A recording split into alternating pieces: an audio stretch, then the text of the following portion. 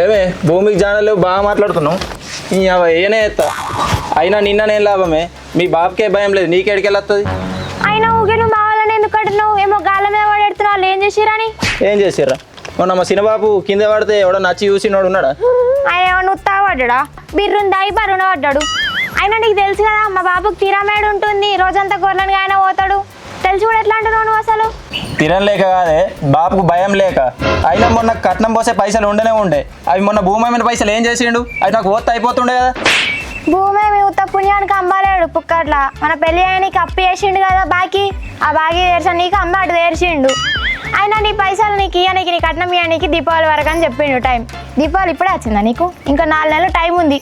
అప్పుడు ఇవ్వకపోతే అడుగు నువ్వు నన్ను ఇప్పుడు కాదు చెప్తానే నీ పని చెప్తా మీ బాబు పని చెప్తా టైం వచ్చినప్పుడు అందరి పని చెప్తా అవు చెప్దూతి మీ బాపే ఫోన్ చేస్తున్నాడు హలో అల్లుడు